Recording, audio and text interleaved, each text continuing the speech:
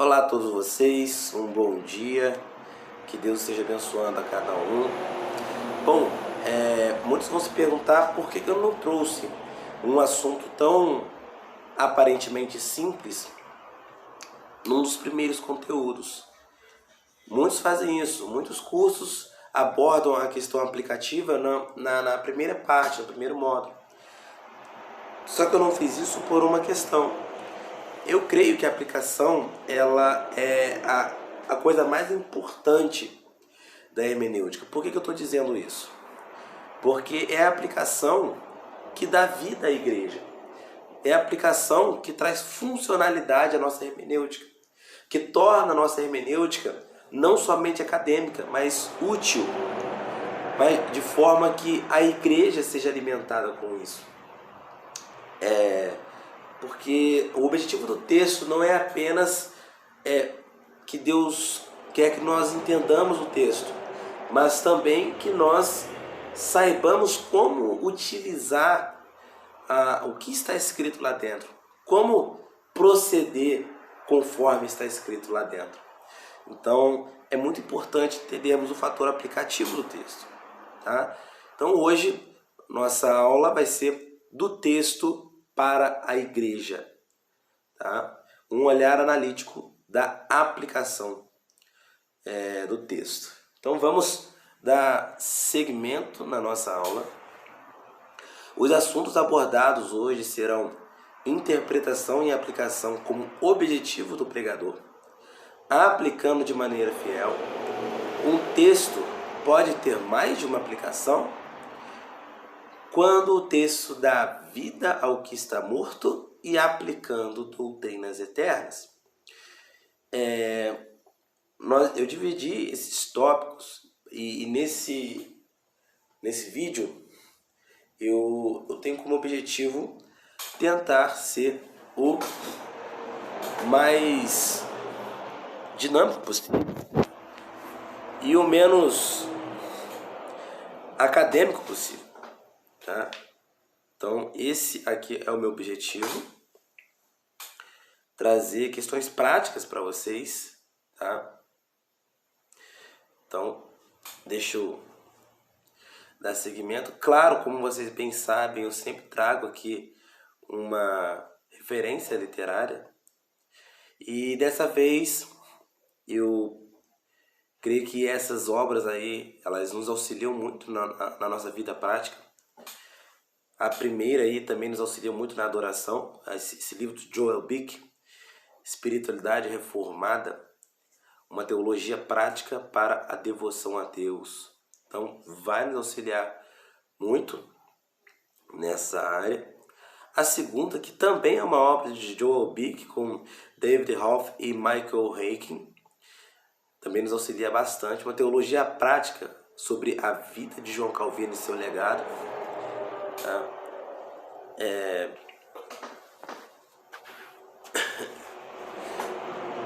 Agora, Luiz Saião. Essa obra de Luiz Saião também excelente, vai nos mostrar uma teologia prática, observando a escritura desde o primeiro capítulo até o último capítulo. Então, vamos estar... Eu espero que todos vocês possam, pelo menos dessas obras que eu tenho apresentado para vocês em todos os vídeos que eu faço, essa apresentação em todos os vídeos, eu espero que pelo menos por módulo vocês consigam adquirir pelo menos um livro desse. Pelo menos um. Porque é muito importante nós... eu sei que às vezes é caro o livro, a gente não tem condições, mas tem livros aí de 30 e poucos reais, como esse aí, Teologia Prática, de João Calvino. É um livro barato, né? Então, eu creio que todos nós podemos ter acesso a ele. Bom?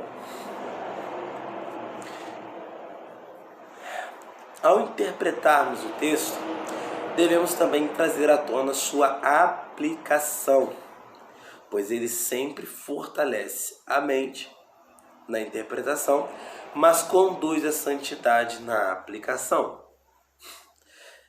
Essa é uma frase minha, tá?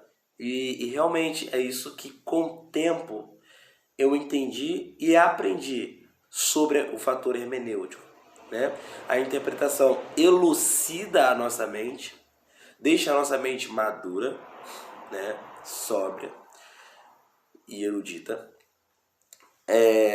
na parte que a aplicação nos conduz à santidade, pois ela traz o texto e o insere na nossa vida, tá?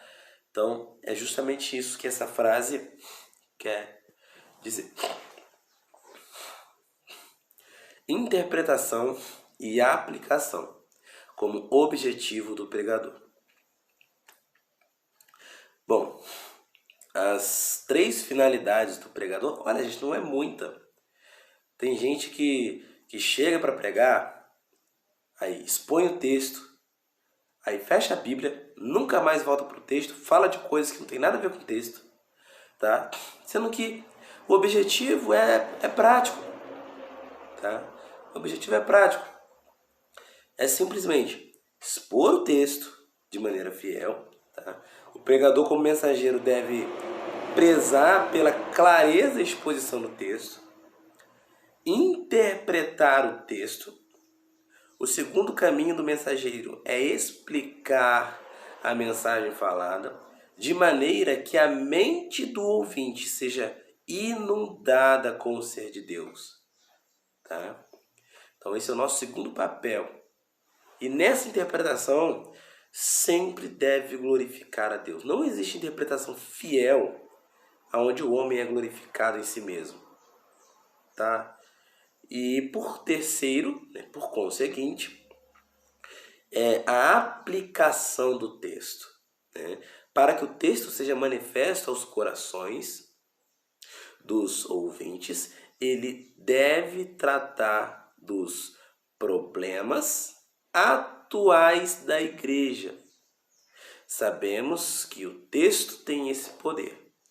A solução é uma pregação cristocêntrica. Peço perdão pela...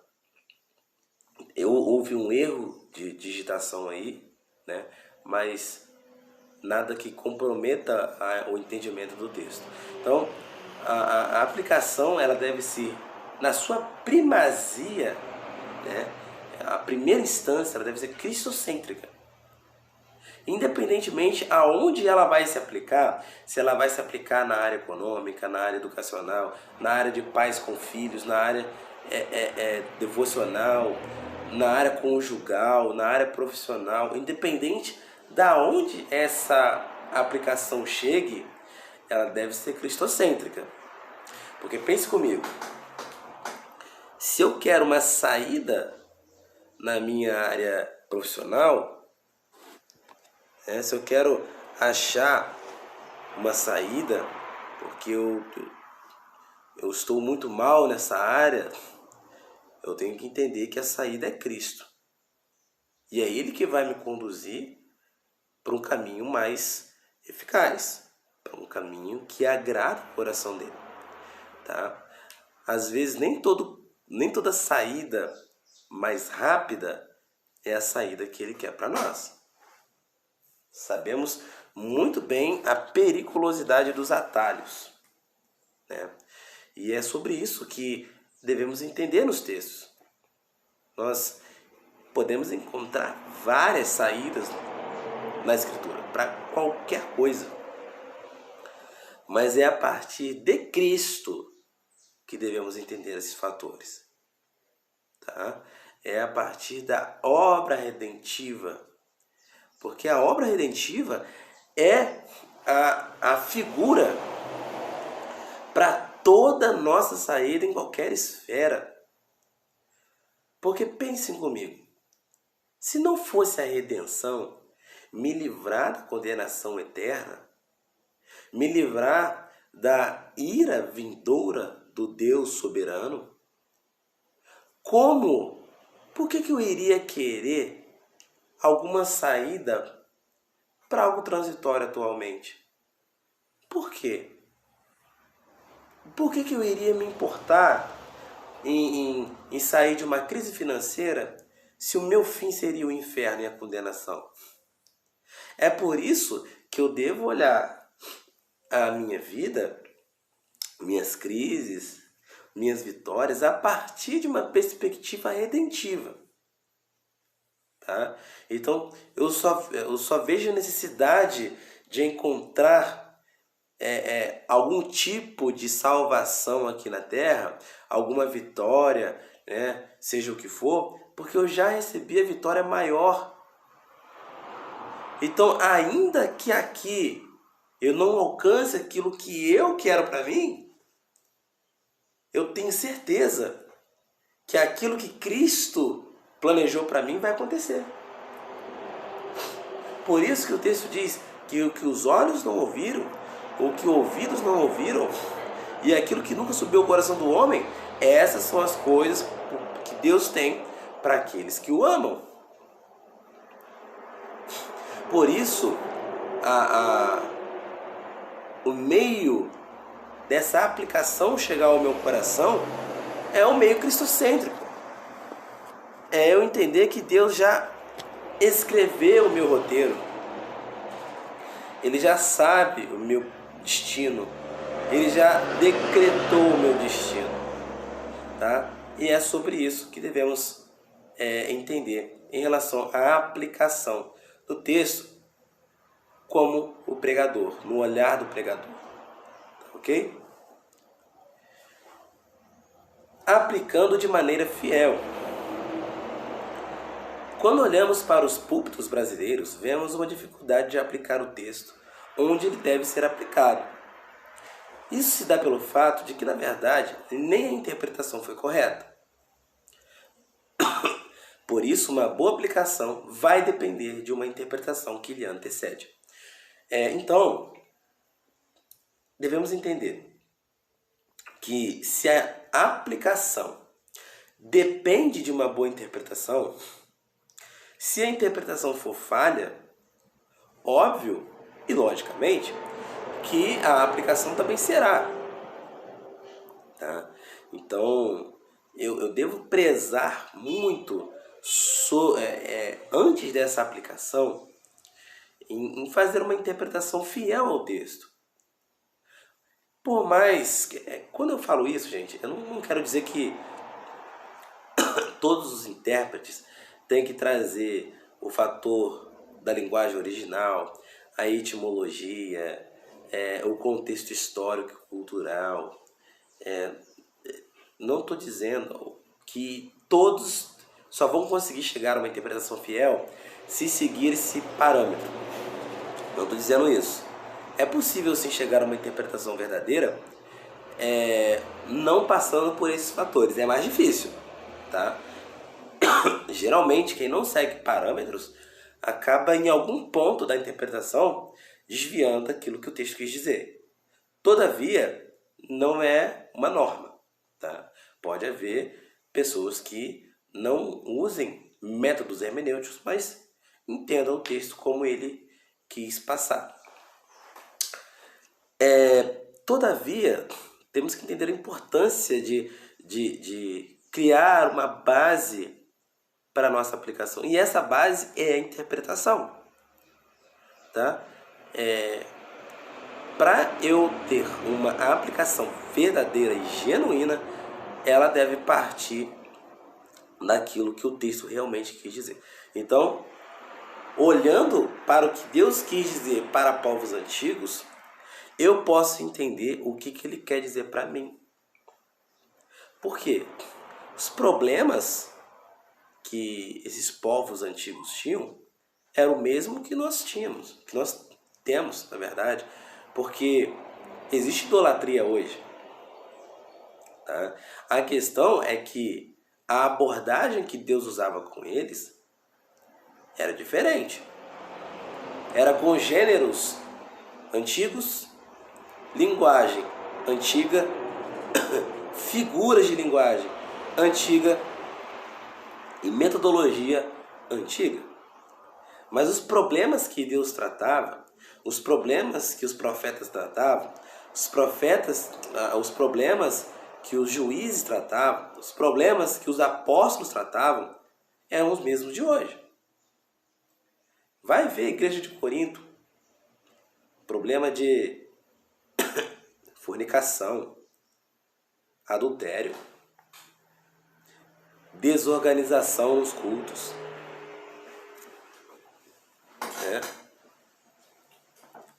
Tudo isso. Todos esses fatores. Vai ver Timóteo. Problemas de ouvir doutrinas de demônios. Então, os problemas que existiam naquele período lá, antigo, ainda ocorrem hoje.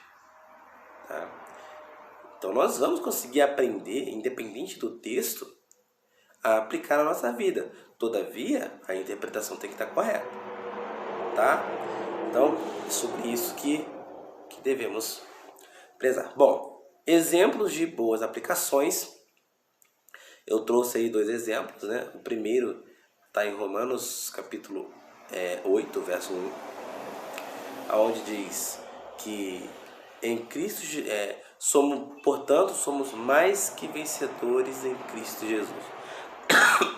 Perdão. O texto apresenta que somos mais que vencedores. Mas ao olharmos o mesmo versículo, vemos que por que somos mais que vencedores?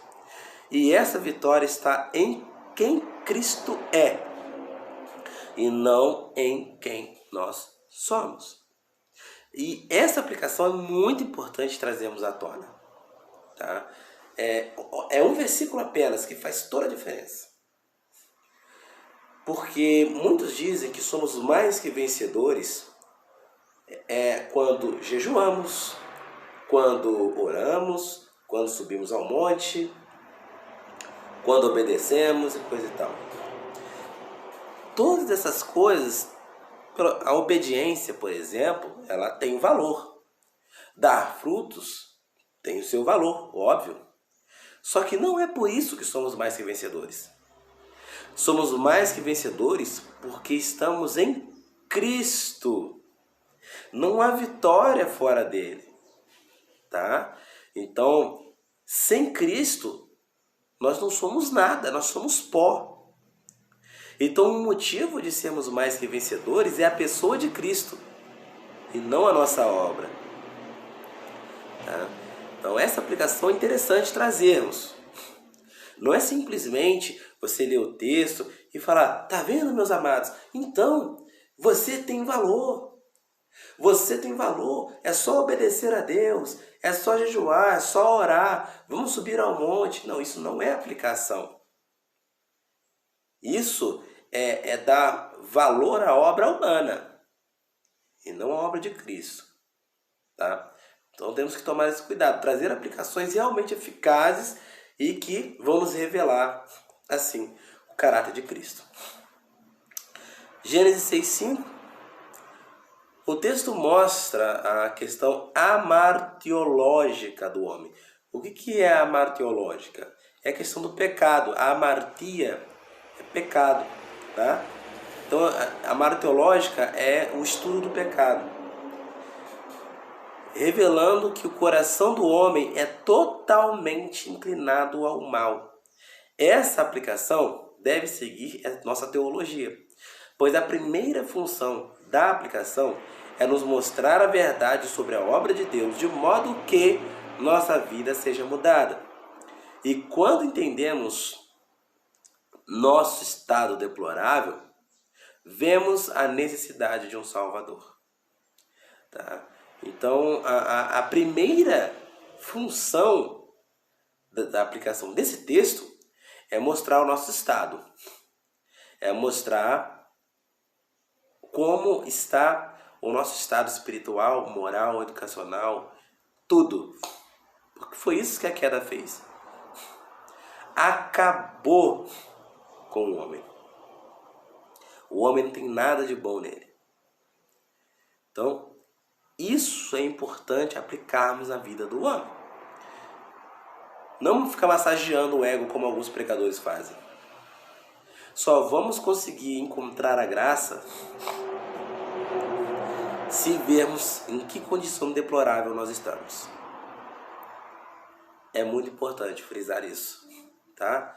Uma aplicação fiel do texto bíblico. Um texto tem apenas uma interpretação, mas pode ter muitas aplicações. Vou usar apenas um texto, tá, gente? Romanos 8:1. Sou mais do que vencedor em Cristo Jesus, porque fora dele não existe vitória. Mesmo versículo. Sou mais do que vencedor em Cristo Jesus, porque por mim mesmo estou condenado. Romanos 8, versículo 1. Sou mais do que vencedor em Cristo Jesus, porque nenhuma vitória que eu tive vai superar a glória que terei nele. E tem outras aplicações que eu posso dar a esse versículo, mas eu usei 3 em especial. O que eu quero mostrar para vocês é que muitos dizem que existem várias interpretações para o mesmo texto. Isso é uma mentira. Interpretação só existe uma, tá? Não existem várias. Várias existem aplicações. Eu posso aplicar um texto em várias áreas da minha vida, né?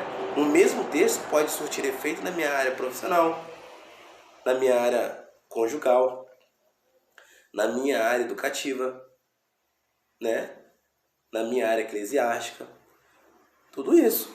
Mas interpretação é uma só. Então aí eu dei 3 exemplos de aplicações para vocês verem que um texto ele é tão poderoso, um versículo apenas, um versículo, que ele tem alcance de nos ensinar vários fatores, ainda que a interpretação seja uma só. Tá? Então, espero que vocês tenham entendido essa parte, né? De várias aplicações. Não confundam, tá? Um texto pode ter até 10, 20 aplicações ao mesmo tempo, mas interpretação é uma só, tá? Quando o texto dá vida ao que está morto. Então a pergunta é: como é possível um texto dar vida ao que está morto? É apenas um texto, são letras. Como que esse texto vai dar vida a pessoas mortas como nós? A uma igreja morta como nós vemos hoje no nosso país? Vamos entender. Primeiro, o texto é vivo porque ele é inspirado. 2 Timóteo, capítulo 3, verso 16.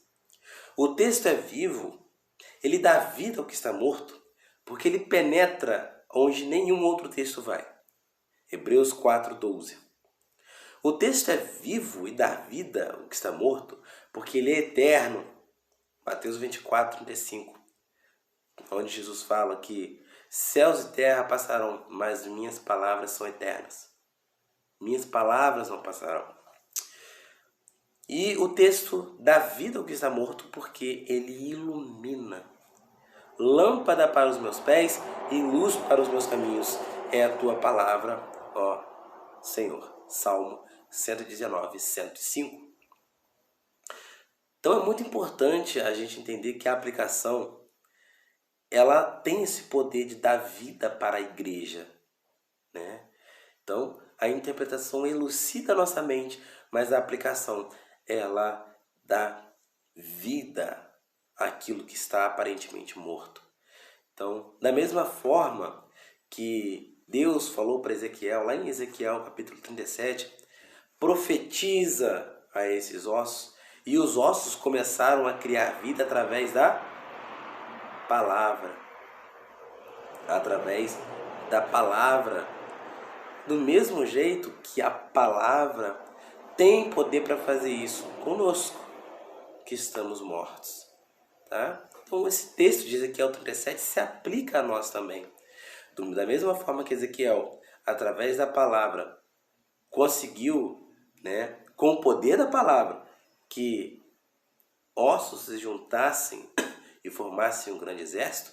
Claro que isso não aconteceu de maneira literal, mas foi uma visão profética. Mas isso pode acontecer conosco de maneira espiritual.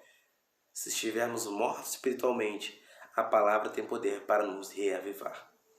Tá? Então é isso que eu quero esclarecer para vocês aqui. Aplicando doutrinas eternas. Refletindo sobre a sã doutrina e a prática cristã. Bom, coloquei aqui 3 pontos que devemos entender como ponto de partida para a nossa aplicação. Então, o primeiro ponto de partida é entender que o Evangelho é o ponto de partida. Tá? É o Evangelho. Não podemos começar por outro lugar. Não tem como. Não tem como eu trazer o esclarecimento da palavra começando pelo estudo da minha cultura. Não. O Evangelho é suficiente. Não precisa de armas, não precisa de métodos escusos para levar a pessoa até o Evangelho. Não. Vou levar o Evangelho até a pessoa. Se ela não for convencida, não é comigo.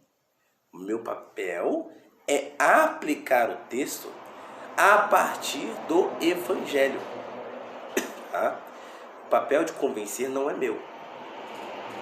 Então a aplicação se fixa na vida da igreja, mas nasce do Evangelho e não da necessidade temporal da eclésia. Tá? Então eu não vou aplicar o texto por causa da necessidade do corpo. Eu vou aplicar o Evangelho, né? E o Espírito Santo, ele vai saber em qual área a pessoa está necessitando naquele momento. O Evangelho como ponto prático. A aplicação flui na pregação visando plantar o Evangelho na cultura e não a cultura ao qual vivemos no Evangelho. Nossa prática nasce da cultura do reino. Tá? Então, por mais que nós vemos muitos pregadores associando a palavra de Deus à cultura que vivemos, querendo até atualizar a Bíblia, isso é uma falácia. Tá? O nosso ponto de partida prática nasce da cultura do reino de Deus e não da cultura a qual eu vivo. Tá? E o último fator é o Evangelho como reflexo da eternidade. A aplicação serve para eventos, às vezes passageiros, como, por exemplo, uma doença, uma crise no seu casamento, né? Então, serve para eventos passageiros também. Mas seu conceito doutrinário é eterno e seu valor espiritual também. Então, o que vamos entender? Será que se a aplicação serviu para uma crise no casamento e eu não passei mais por essa crise, será que não serve mais essa aplicação? Não. Por quê? Porque se essa aplicação serviu para a sua vida conjugal, logo esse aprendizado vai ficar na sua vida para sempre.